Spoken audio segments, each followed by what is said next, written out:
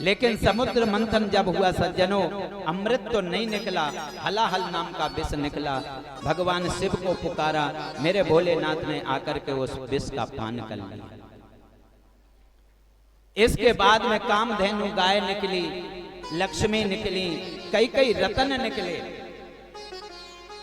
और अंतिम समय में धन्वंतरी जी महाराज अमृत का कलश लेकर के समुद्र से प्रकट हो गए। प्रेम से बोलो। जैसे ही अमृत का कलश लेकर के आए, राक्षस लोग लेकर के छीन करके ले गए। भगवान ने मोहिनी रूप धारण किया, मोहिनी रूप धारण करके उस कलश को लिया, देवताओं को अमृत पिलाया, और देवता लोग अमृत पी करके आजाद हो गए, स्वर्ग के राजा बन गए और भगवान को भूल गए। यही तो हम लोगों की स्थिति है। जब सामने दुख आता है तो हम रोते हैं, और जब सुख आता है तो भूल जाते हैं। एक दिन बलि ने अपने गुरु शुक्राचार्य से कहा, गुरुदेव अब देवताओं ने अमृत पी लिया है, हम उनको परास्त नहीं कर सकते हैं, हम उनको मार नहीं सकते हैं, क्या हम उनको युद्ध में हरा नहीं सकते हैं? शुक्राचार्य ने कहा, बेटा देवताओं ने अमृत पिया है, अगर इन पर विजय प्राप्त करना है तो 3 चीजों को अपने जीवन में उतारो। पहली है संत सेवा, दूसरी है गुरु सेवा, और तीसरी है अतिथि की सेवा। बेटा अगर तुम्हें स्वर्ग का राजा चाहिए, स्वर्ग का राज चाहिए, तो एकाग्र मन से संतों की, गुरुओं की और अतिथियों की सेवा कर। और बलि ने ऐसा ही किया। एक दिन शुक्राचार्य ने कहा, बेटा समय अच्छा है, स्वर्ग पर चढ़ाई कर दे, स्वर्ग पर चढ़ाई कर दे। बलि ने अवसर जान करके और स्वर्ग पर चढ़ाई कर दी, इंद्र आदि देवताओं को पराजित करके स्वयं त्रिलोकी का राजा बलि बन गया। अब तो इंद्र आदि देवता मारे मारे घूमने लगे। अगर बेटा के जीवन में दुख आता है तो सबसे ज्यादा दुख माता को होता है। आज अदिति ने कश्यप जी महाराज से कहा, महाराज मेरे दुख का कारण है कि मेरे इंद्र आदि देवता आज मारे मारे घूम रहे, मेरे पुत्रों के राज को बलि ने हत्या लिया है। कश्यप जी ने कहा, आप क्या चाहती हैं? बोले, मैं ये चाहती हूँ मेरे घर में कोई ऐसी संतान आए कि वो बलि से राज्य ला करके मेरे पुत्रों को वापस कर। कश्यप जी ने बहुत समझाया, देवी ये पुत्र मोह माया है, इसमें आप क्यों पढ़ती हो? तो अदिति ने कहा कि महाराज आप तो पिता हैं, मैं माँ हूं, एक माँ ही बेटे के दुख को समझ सकती है। तो वहां पर उन्होंने एक व्रत बताया, कहा कि तुम 12 दिन तक इस व्रत को, पयो व्रत, इसको धारण करोगी तो तुम्हारे यहाँ पर एक सुंदर बालक का जन्म होगा। इधर देवता लोग ब्रह्मा जी के पास में गए, ब्रह्मा जी से शिकायत करी। ब्रह्मा जी नारायण के पास गए तो नारायण भगवान ने कहा, आप लोग चिंता मत करो, क्योंकि बलि पर कृपा हो गई गुरु की। अगर किसी पर गुरु की कृपा हो जाए तो भगवान कहते, मैं भगवान होकर भी उसे परास्त नहीं कर सकता। किसी ने कहा कि गुरु की कृपा बड़ी है या भगवान की कृपा बड़ी है? गुरु गोबिंदो खड़े काके लागो पाए, बलिहारी गुरु आपकी जो गोविंद दियो बता। सबसे बड़ी गुरु की कृपा है। भगवान कहते हैं जिसके ऊपर गुरु की कृपा हो उसे भगवान भी परास्त नहीं कर सकता। मैं भगवान होकर भी बलि को नहीं जीत सकता। इधर तुम्हारी माता अदिति व्रत कर रही, मैंने उन्हें वचन दिया है उनके घर में मैं बामन बन के जाऊंगा और बलि के द्वार पर भिक्षा मांगूंगा और त्रिलोकी की भिक्षा ला करके तुम्हें प्रदान कर दूंगा। सभी देवता चले गए। इधर अदिति महारानी के गर्भ में हमारे बामन भगवान का प्राकट हो गया। बोलिए बामन भगवान की जय हो। छोटे बन के आए, बौने बन के आए। बृहस्पति जी ने जनेऊ करा, सप्त ऋषियों ने आकर के कुशा प्रदान की, कमंडलू प्रदान किया और स्वयं लक्ष्मी माँ ने आके उनको भिक्षा दी। जब ब्राह्मण बालक का यज्ञोपवीत होता है और जो भिक्षा मिलती है तो सबसे पहले गुरु को देनी होती है। जब वामन भगवान गुरु के पास में भिक्षा देने के लिए गए तो बृहस्पति ने कहा कि मैं ये छोटी मोटी भिक्षा से प्रसन्न नहीं होऊंगा, अगर मुझे खुश करना है तो त्रिलोकी की भिक्षा मांग करके आओ। जब से बलि स्वर्ग का राजा बना है तब से यज्ञ पर यज्ञ कर रहा है, बलि के यज्ञ पर यज्ञ चल रहे। शुक्राचार्य जी आचार्य बन के बैठे हैं। वामन भगवान का बहुत सुंदर स्वरूप है, पांवों में खड़ाऊ हैं, एक हाथ में कमंडलू है, एक हाथ में छाता लगा है, चौड़ा वक्षस्थल है, करोड़ों सूर्य के समान चेहरा चमक रहा है। बड़ा अद्भुत सुंदर स्वरूप मेरे वामन का है। वामन भगवान बलि के यहाँ जा रहे धीरे धीरे। शाम का समय था, जब बलि के यज्ञ के पास में पहुंचे, दूर से आते वामन को बलि ने देखा, अपने गुरु से कहा, गुरुदेव आज मुझे लगता है कि मेरे यज्ञ में साक्षात शूर भगवान पधार रहे हैं। ऐसा तेजस्वी संत गुरुदेव मैंने जीवन में नहीं देखा। शुक्राचार्य ने कहा, बेटा अगर ये सूर्य नहीं है तो चंद्रमा तो अवश्य, क्योंकि हमने भी नहीं देखा ऐसा तेज, ऐसा सुंदर स्वरूप। वामन भगवान जा रहे धीरे धीरे। जैसे ही यज्ञशाला के पास में पहुंचे, बलि उतर करके आ गया। बलि ने आकर के स्वागत किया। मैं बलि आपके चरणों में प्रणाम करता हूं। आपका परिचय क्या है? प्रेम से बोलो। भगवान से बलि परिचय पूछते हैं वामन भगवान से, प्रभु आपका परिचय क्या है, आप कहाँ रहते हो? वामन भगवान ने कहा, देखो बलि, बहता पानी रमता जोगी हमेशा पवित्र रहते हैं। अगर बहता हुआ पानी है हमेशा स्वच्छ रहेगा, और योगी है कुछ दिन यहाँ रुका चल गया, फिर कहीं रुका चल गया, तो ऐसा योगी भी सिद्ध होता है। बलि महाराज बड़े प्रसन्न हो रहे वामन भगवान को देख करके। एक हाथ में माला लगी। बलि सोचते हैं, ऐसा भजनानंदी संत मेरे आज यज्ञ में पधारे। बलि कहते हैं, आज मेरे पितर संतुष्ट हो गए। आज जो मैंने यज्ञ किया उसका फल मुझे मिल गया। मेरे यज्ञ में ऐसा तेजस्वी संत पधारा। बलि ने कहा, महाराज मैं आपकी क्या सेवा करूं, क्या चाहिए आपको? मेरे को बलि कहते हैं, मेरा मन करता है मैं आपको 2-4 गांव दान में दे दूं। आप बोलिए आपको क्या चाहिए? बलि कहता, मैं सुंदर एक सोने का महल बना करके आपको दान में दे दूं।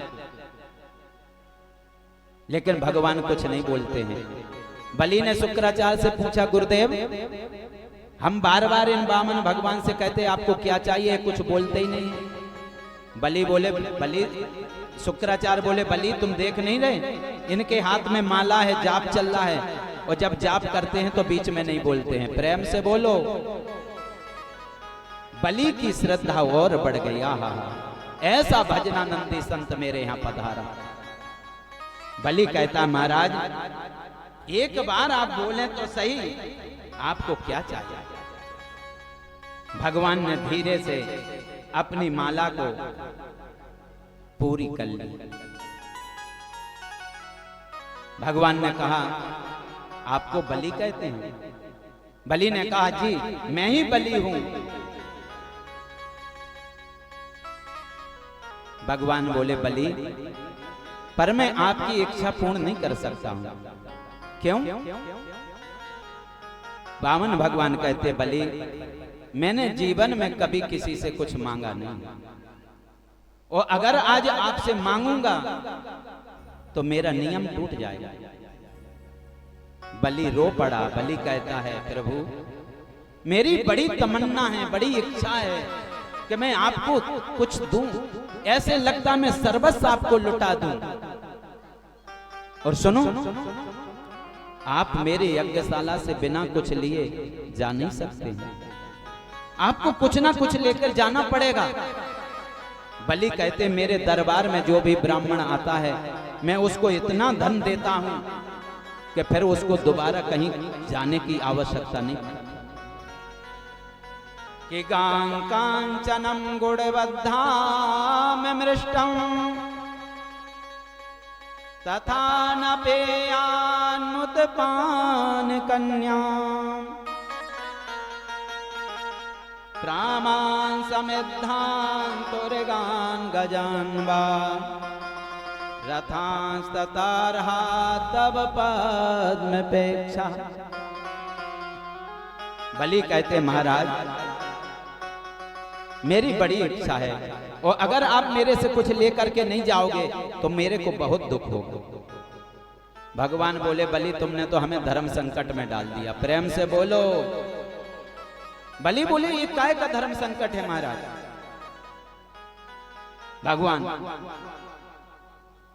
भगवान बोले देखो बलि, आज तुम हमें 4 गांव दोगे, कल हमें 40 गांव की इच्छा होगी और कल 40 गांव दोगे तो 400 गांव की इच्छा बढ़ेगी। इसलिए महाराज हम परम त्यागी हैं, किसी से कुछ मांगते नहीं हैं, क्योंकि अगर मांगो तो लोभ प्रतिदिन बढ़ता रहता है। और फिर बलि हम काय को मांगे, पांव में हमारी खड़ाऊ हैं, पानी पीने के लिए कमंडलू है, धूप और पानी से बचने के लिए छाता है।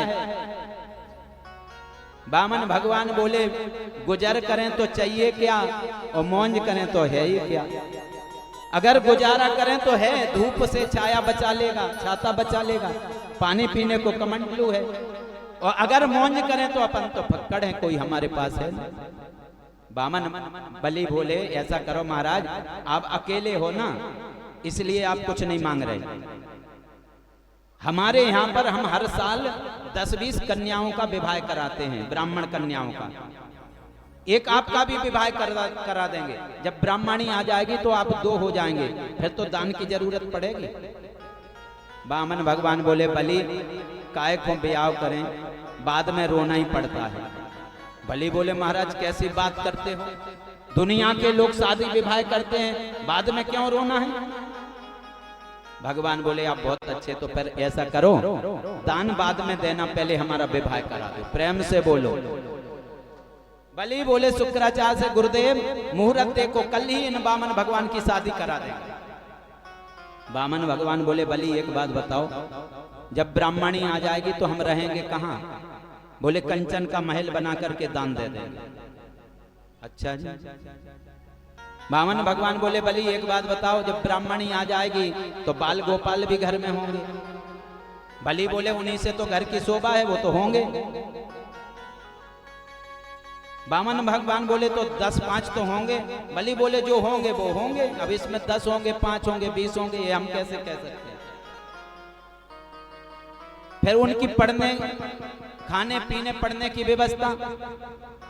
बलि बोले महाराज मैं अपना अन्नपूर्णा गृह खोल दूंगा, वहां पर दोनों टाइम का भोजन करना। मेरा विद्यालय है हिरण्यकशिपु दैत्य विश्वविद्यालय, उसमें आप के बच्चों का एडमिशन करवा दो। भगवान बोले बलि फिर तो तुम बहुत अच्छे हो। एक बात बताओ बलि, अगर हमारे बच्चे 10-5 होंगे, उनमें से कोई एक आध मरेगा। तो बलि बोले महाराज ये तो विधि का विधान है, मर भी सकता है। तो बामन भगवान बोले जो रोने की व्यवस्था है वो क्या है, प्रेम से बोलो। बलि बोले महाराज बेटा तुम्हारा मरेगा, रोने वाले किराए से थोड़ी आएंगे। भगवान बोले तो हम काय को ब्याह करें जो हमें रोना पड़े। प्रेम से बोलो राधे राधे। ऐसा काम ही क्यों करें। बलि बोले हे भगवान जैसे तैसे इन्हें राजी करा। फिर बलि चरणों में गिर गए, भगवान मेरी इच्छा पूर्ण करो कुछ तो। बामन भगवान बोले बलि हम ज्यादा मांग नहीं रहे, इसलिए हमारा नियम नहीं बिगड़ेगा, और थोड़ा मांग रहे तो आपको दुख नहीं होगा। क्या चाहिए। बोले 3 पैर पृथ्वी दे दो। बलि बोले महाराज त्रिलोकी के राजा के पास आकर के 3 पैर पृथ्वी, ठीक है। बामन भगवान बोले वो भी हम अपने पैरों से नापेंगे। बलि बोले हे भगवान कर लो बात, 3.5 बिलांत के तो ये पूरे हैं और अपने 3 पैर धरती में तो इनकी आसन ही ना बिछेगी। बलि बोले सब अपनी ही है, जहां आपको इच्छा लगे वहां 3 पैर पृथ्वी ले लो। भगवान बोले पागल, कब जब हम ब्राह्मण को दान देते हैं तुम्हें दान देना भी नहीं आता है? बोले क्यों? बोले पहले संकल्प करो उसके बाद में दान होगा। बलि बोले महाराज 3 पैर पृथ्वी का क्या दान संकल्प करना है, ऐसे ही ले लो। भगवान बोले ऐसे नहीं लेंगे, पहले संकल्प होगा। जैसे ही संकल्प को लेकर के बात चली, शुक्राचार्य जी यज्ञशाला में बैठे देखने लगे और शुक्राचार्य ने सोचा ये बामन का बच्चा संकल्प को लेकर के इतना जोड़ क्यों लगा रहा है, जरूर कोई गड़बड़ है। और शुक्राचार्य ने नेत्र बंद करके देखा तो कहा ये तो भगवान नारायण है। उतर करके आए, बलि का हाथ पकड़ा, दूर ले गए। बलि से बोले बलि ये कोई बामन 53 नहीं है, ये साक्षात नारायण है। 3 पैर में क्या 2 पैरों में त्रिलोकी को नाप लेंगे और तीसरा देने के लिए तुम्हारे पास कुछ नहीं बचेगा। इसलिए इनसे कह दो कि हमने कोई लेने देने की बात नहीं करी महाराज, अभी जाओ फिर कभी आना तो फिर देंगे। पर धन्य है रे बलि को। बलि कहता गुरुदेव आप मुझे झूठ बोलने की शिक्षा दे रहे हैं, जैसे तैसे मैंने बामन को तैयार किया, आप कहते हैं कि चले जाएं। शुक्राचार्य जी बोले बेटा कुछ जगह ऐसी होती हैं जहां झूठ बोलने से पाप नहीं लगता है, प्रेम से बोलो। अगर किसी का सर्वस्व लुट रहा हो और वहां पर आप झूठ बोल दें उसका बच जाए तो एक बार झूठने से पाप नहीं लगता। अगर किसी की बेटी का विवाह हो रहा है और उस बेटी को सुंदर घर और सुंदर वर मिल रहा है तो वहां पर आपको कुछ झूठ बोलना पड़े तो झूठ बोलने से पाप नहीं लगेगा। आपके झूठ बोलने से अगर गौ हत्या बच जाए तो वहां पर झूठ बोल देना चाहिए, वहां पाप नहीं लगेगा। यहां तो तुम्हारा सर्वस्व जा रहा है बलि, तुम झूठ बोल दो, हमने कोई लेने देने बात नहीं करी। बामन भगवान बोले ये गुरु चेला क्या कर रहे, देना हो तो दो, नहीं अपन तो चलते हैं। बलि बोला नहीं नहीं महाराज लो। और जैसे ही महाराज आए और कमंडलू का जल डालने लगे तो शुक्राचार्य जी आकर के कमंडलू की टोटी में बैठ गए। ना जल गिरेगा और ना चेला लुटेगा। प्रेम से बोलो। भगवान के पास में कुशा की आसन थी, उसमें से एक कुशा निकाली और उस कमंडलू में जैसे डाली तो शुक्राचार्य की एक आंख पधार गई। प्रेम से बोलो। भगवान क्या बताना चाहते हैं? भगवान ये बताना चाहते हैं गुरु वो है जिसकी एक दृष्टि है। जिस गुरु की अभेद दृष्टि है वो गुरु नहीं है। गुरु को तो एक दृष्टि होना चाहिए। संकल्प हुआ है। बलि बोले महाराज संकल्प हो गया, अब आप ले लो। भगवान बोले पहले प्रणाम तो करो। और जैसे ही भगवान ने प्रणाम किया तो भगवान महाराज विराट स्वरूप हो गए। बलि ने जब उठ करके देखा तो भगवान का मुंह नहीं दिखाई दे रहा। एक पैर नीचे रखा, दूसरे पैर को महाराज ब्रह्मलोक से लेकर के गए तो ब्रह्मा जी बैठे थे। ब्रह्मा जी ने तुरंत भगवान के चरण को धोके और कमंडलू में वो जल भर लिया। वही हमारी पतित पावन गंगा कहलाई। हम लोग गाते हैं ना, गंगा जी का प्राकट कहां से हुआ? जब बामन भगवान के बलि के यहाँ भगवान गए और पृथ्वी को नाप रहे थे तो जब पैर ब्रह्मलोक से गया तो ब्रह्मा जी ने उस पैर को धो करके कमंडलू में भर लिया। वही पतित पावन गंगा। 2 पैरों से त्रिलोकी नाप ली। भगवान ने अपने सैनिकों को आदेश दिया, बलि को बांध करके डाल दिया। बलि जो दान देने की संकल्प करता है और फिर देता नहीं है वो दंड का भागी होता है। तुमने मुझे 3 पैर पृथ्वी का संकल्प दिया है, 2 में पूरी पृथ्वी नाप ली, अब 1 पैर में कहां रखूं? और अगर आपके पास कुछ नहीं है तो आपको अवश्य दंड भोगना पड़ेगा। बलि बंधे हैं, धन्य हैं बलि को। बलि को बांध रखा है, बलि पड़े हैं। बलि ने कहा गुरुदेव प्रभु मैं आपसे एक निवेदन करना चाहता हूँ। क्या निवेदन है?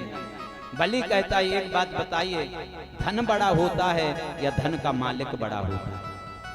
भगवान बोले धन तो क्या, जो धन का मालिक है वो तो 1000 गुना धन से बड़ा होता है, क्योंकि मालिक होगा तभी तो धन होगा। तो बलि ने कहा प्रभु अब तक तो आपने मेरी त्रिलोकी को नापा है, तीसरा चरण आप मेरे सिर पर रख लीजिए। और तीसरा चरण भगवान ने बलि के सिर पर रख लिया। सज्जनों, भगवान बोले बाहरे बलि, आया था तुझे ठगने, लेकिन तूने तो मुझे ही ठग लिया। भगवान ने बलि को छोड़ दिया। भगवान कहते हैं बलि अब तक मैं तुमसे मांग रहा था, अब तुम मेरे से मांगो, तुम्हें क्या चाहिए? अगर तुम्हें त्रिलोकी चाहिए तो मैं अभी त्रिलोकी दे दूंगा। बलि ने कहा प्रभु मुझे कुछ नहीं चाहिए। इतने में बलि की पत्नी आ गई। पत्नी ने प्रणाम किया भगवान को, और पत्नी बोली प्रभु आप देते हो तो बहुत कृपा करते हो, और जब ले लेते हो तो बड़ी कृपा करते हो। भगवान ने कहा इसके खानदान में सब ज्ञानी भरेगा, जो भी आता है वही स्तुति करता। प्रहलाद जी आए, उनने स्तुति करी, और भगवान ने सुतल लोक का राजा बलि को बना दिया। बलि ने कहा प्रभु अगर देने की कहते हो तो मेरी एक अभिलाषा है। क्या? बोले जब भी मैं घर से निकलूं तो आपका दर्शन करूं, और जब महल के अंदर आऊं तो आपका दर्शन करूं। भगवान बोले इसका मतलब तो ये हो गया कि हम तुम्हारे चपरासी बन जाएं। बलि बोला भगवान मैंने ऐसा नहीं कहा। तो भगवान वामन रूप से, विराट रूप से वहां चले गए, और वामन रूप से आज भी बलि के द्वार पर भगवान विराजमान। बोलिए वामन भगवान की जय जय श्री राम। राजा सत्यव्रत की इच्छा पूर्ण करने के लिए भगवान ने एक मत्स्य अवतार धारण किया। इसके बाद में सुखदेव मुनि राजा परीक्षित को राम कथा सुनाते हैं कि राम कृष्ण दो एक हैं, अंतर नहीं निमेष, इनके नयन गंभीर हैं, उनके चपल विषय। देखिए सुखदेव मुनि राजा परीक्षित को राम कथा इसलिए सुना रहे कि अब आगे कृष्ण कथा आने वाली है। कृष्ण कथा जो है सज्जनों वो कोई कोई बिरला ही समझ सकता है। कृष्ण कथा हर कोई नहीं समझ सकता, इसलिए पहले राम कथा को सुनाया कि जब तक मर्यादा का चश्मा अपनी आंखों पर नहीं लगाओगे तब तक कृष्ण कथा समझ में नहीं आई। जिस पतित पावन वंश में मेरे प्रभु ने अवतार लिया, नारायण के पुत्र ब्रह्मा, ब्रह्मा के पुत्र मरीचि, और मरीचि के पुत्र हुए कश्यप, कश्यप के पुत्र हुए विवस्वान, और विवस्वान को ही हम सूर कहते हैं। यहां से सूर वंश चालू हुआ। इन्हीं विवस्वान के जो पुत्र हुए वो विश्वस्वत मनु हुए, और विश्वस्वत मनु के जो पुत्र हुए उन्हें हम सुदुम्न कहते हैं। प्रेम से बोलो। यही जो सुदुम्न महाराज हैं सूरवंशी, एक दिन जंगल में गए, साथ में पुत्री को लेकर के गए। एक ऋषि समाधि में बैठे हुए थे, और उनकी जो कन्या थी उस कन्या ने उस ऋषि के, एक दिन वो राजा शिवजी के आश्रम पर गए और उनको स्त्री बनना पड़ा। प्रेम से बोलो, क्योंकि ये कथा बहुत लंबी है। जब पार्वती जी ने कहा था कि प्रभु हमारे यहाँ कोई घर द्वार नहीं है, और जब हम एकांत में रहते हैं तो कोई आ जाता है तो बड़ी लज्जा होती है, तो आज भी कैलाश पर एक ऐसा स्थान है कि अगर वहां पर कोई मनुष्य जाएगा तो वो स्त्री बन जाएगा। यही गलती सूरवंश के राजा से हुई। सुदुम्न से अनायास शिव जी के आश्रम पर गए, इनको स्त्री बनना पड़ा, मन में गिलानी हुई, बाद में इन्होंने उस शरीर को त्याग दिया। इनके 10 पुत्र थे। इन 10 पुत्रों में एक सरयाती नाम के पुत्र थे। इनके यहाँ पर एक कन्या थी, उस कन्या का नाम था सुकन्या। एक दिन राजा पूरी सेना को लेकर के चिमन ऋषि के यहाँ पर गए, और चिमन ऋषि समाधि में बैठे हुए थे, पूरे शरीर में दीमक जड़ी थी। वो जो सुकन्या थी उसने बाल कौतूहलवश ऋषि के आंखों में तिनका चुबो दिया, जिससे ऋषि की आंखें बंद हो गईं। तो ऋषि के डर से राजा ने अपनी बेटी का विवाह उनके साथ में कर दिया। इसी सूरवंश में आगे चलकर के एक प्रतापी राजा हुए, जिन राजा का नाम था नभग, और नभग के नाभाग हुए, और नाभाग के ही अम्बरीश जी महाराज। कौन नहीं जानता है अम्बरीश जी को? अम्बरीश जी महाराज एकादशी का व्रत बड़ी श्रद्धा से करते थे सज्जनों। हम सभी को अगर कोई व्रत करें ना करें, पर एकादशी का व्रत अवश्य करना चाहिए। अगर आप लोगों ने जीवन में एकादशी का व्रत किया है तो समझ लेना आपको सभी व्रतों का फल मिल गया। और अगर आपने जीवन में एकादशी का व्रत नहीं किया तो आपके जितने भी व्रत हैं सब अधूरे। इसलिए हम सभी वैष्णव को संकल्प लेना चाहिए कि सभी लोग बड़ी श्रद्धा से एकादशी का व्रत करें। एकादशी से बड़ा कोई व्रत नहीं है सज्जनों। मेरी उम्र जब 11 वर्ष के लगभग थी, तब से मैं एकादशी का व्रत करता हूं। कृष्ण पक्ष की हो या द्वादशी शुक्ल पक्ष की हो, दोनों एकादशियों को श्रद्धा से करना चाहिए। अम्बरीश जी महाराज बड़ी श्रद्धा से एकादशी का व्रत करते हैं। कहते हैं एकादशी व्रत करते हैं, द्वादशी में पारायण हमें कर लेना चाहिए। एक दिन इनके यहाँ पर दुर्वासा ऋषि पधारे। द्वादशी का दिन था। अम्बरीश ने दुर्वासा जी का बड़ा स्वागत किया। कहा महाराज, मैंने एकादशी का व्रत किया, आप आए हैं तो मेरे घर में प्रसाद पाएं। दुर्वासा ऋषि बोले राजन, तुम भोजन प्रसादी तैयारी कराओ, मैं स्नान करके आता हूँ। जैसे ही वो स्नान करने के लिए गए, समाधि में बैठ गए, और अम्बरीश जी ने ब्राह्मणों से पूछा महाराज द्वादशी कब तक है? ब्राह्मणों ने कहा बस कुछ ही समय है, फिर त्रयोदशी आने वाली है। अम्बरीश जी ने सोचा अब क्या करें, बिना संत को निमंत्रण कराए, उनको भोजन कराए, मैं भोजन नहीं कर सकता हूँ। मन में सोचा चलो भगवान का चरणामृत ले लें। और जैसे ही चरणामृत लेने लगे, उसी समय दुर्वासा ऋषि आ गए।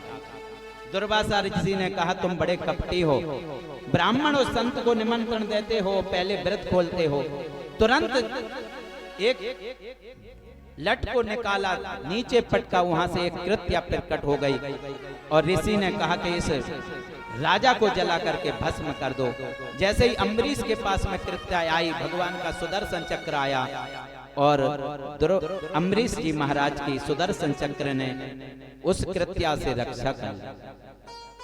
वही सुदर्शन चक्र दुर्वासा के पीछे पड़ गया। सज्जनों, त्रिलोकी में भागे, दुर्वासा की कोई रक्षा नहीं कर पाए। भगवान नारायण के पास में गए। भगवान नारायण कहते हैं महाराज, मैं तो भक्तों का दास हूँ, जिसका अपराध किया उसी के पास जाओ। अम्बरीश के पास आए, चरणों में प्रणाम किया। आज भी अम्बरीश उसी प्रतीक्षा में खड़े हैं। इन्हीं के वंश में, अम्बरीश के वंश में आगे चल करके महाराज युवनाश हुए। इन्हीं युवनाश ने यज्ञ का चरु पिया, जल पी लिया था, तो इनके जो पुत्र हुआ उन्हीं को हम मानधाता कहते हैं। क्योंकि ये सूर्यवंश की विशेषता है कि बिना यज्ञ के कोई पुत्र नहीं हुआ, और चंद्रवंश की प्रथा है कि बिना युद्ध के कभी शादी नहीं हुई।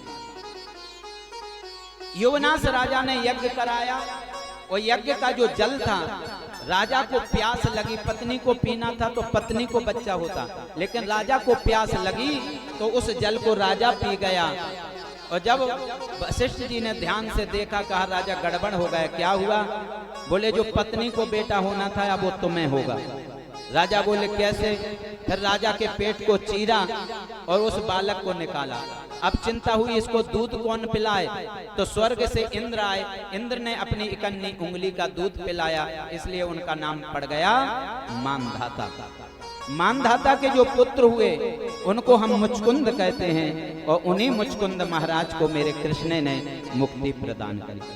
इन्हीं के वंश में आगे चल करके त्रिबंधक, त्रिशंकु, हरिश्चंद्र इत्यादि हुए। हरिश्चंद्र को कौन नहीं जानता है, जिन्होंने सत्य के लिए अपने प्राणों की आहुति दे दी। इन्हीं के वंश में आगे चल करके एक राजा हुए जिनका नाम था बाहु। बाहुक राजा की दो पत्नियां थीं, एक थी सुमति, दूसरी थी केसनी। केसनी से जो बच्चा हुआ उसको असमंजस कहते हैं। बड़े ध्यान से कथा को सुनना। ये जो वंशावली है हर वक्त आपको यहाँ नहीं सुनाएगा, तो आप कथा को बड़ी, मेरा निवेदन है, क्योंकि इसमें थोड़ा मन तो विचलित होता है, वंशावली है, थोड़ा ध्यान से सुनो। केसनी से जो बच्चा हुआ उसको असमंजस कहते हैं। और सुमति ने एक मांस के पिंडे को जन्म दिया। क्रोध में आकर के उसके 60 टुकड़े कर दिए, इसलिए वे 60,000 पुत्र हो गए। इन्हीं के वंश में खड्वांग, दीर्घवायु और रघु हुए, और यहीं से महाराजे रघुकुल का परंपरा चल गई। रघुकुल रीत सदा चली आई, प्राण जाए बर बचन न जाए। हमारे रघुकुल के जो राजा हैं, उन राजा का नाम है दशरथ जी महाराज। दशरथ जी महाराज की 3 रानियां हैं, लेकिन दशरथ जी के यहां पर बेटा नहीं हुआ। राजा को बड़ी चिंता हुई, तो राजा ने यज्ञ कराया, और यज्ञ का जो चरु आया, राजा ने तीनों रानियों को बांट दिया।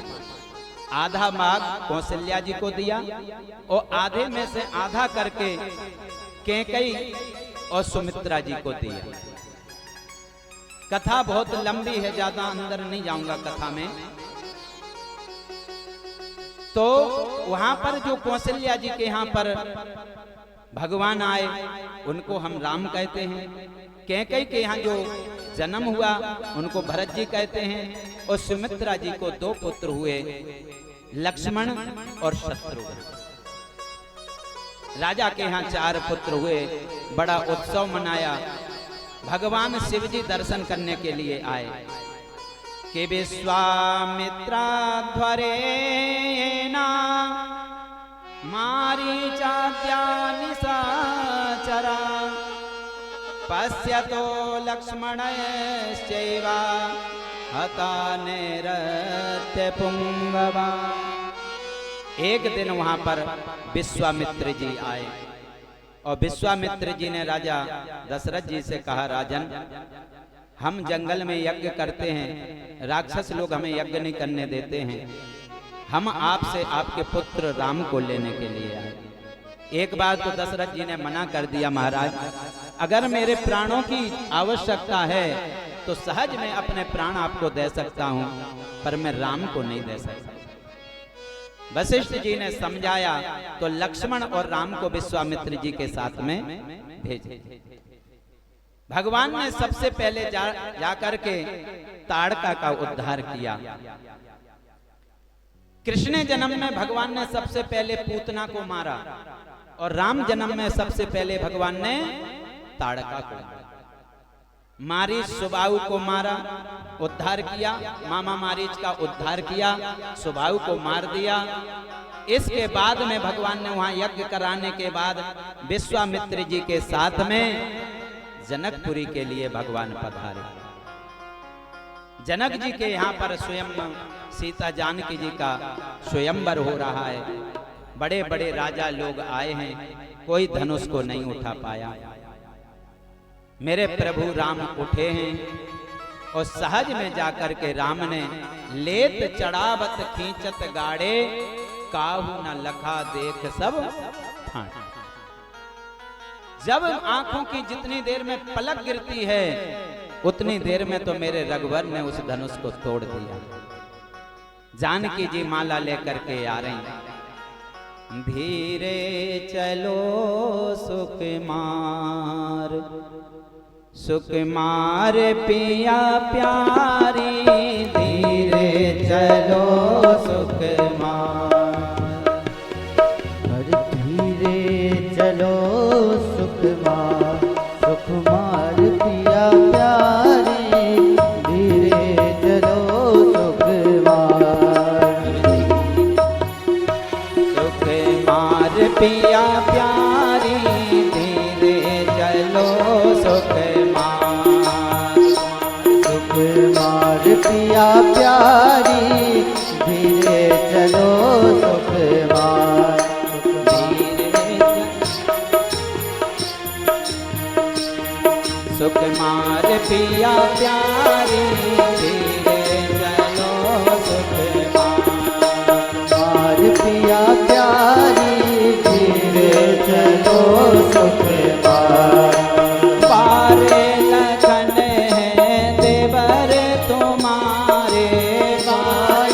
लखन है देवर तुम्हारे, बारे लखन देवर तुम्हारे, बाल लखन है देवर तुम्हारे, शोभा है अपरम सुकुमार पिया प्यारे, धीरे चलो सुकुमार, सुकुमार पिया प्यारे धीरे चलो सुकुमार, सुकुमार पिया प्यारे, जनक दुलारी, धीरे चलो सुकुमार, सुकुमार पिया प्यारे धीरे चलो सुकुमार। जानकी जी की सखियां लेकर के आई सज्जनों।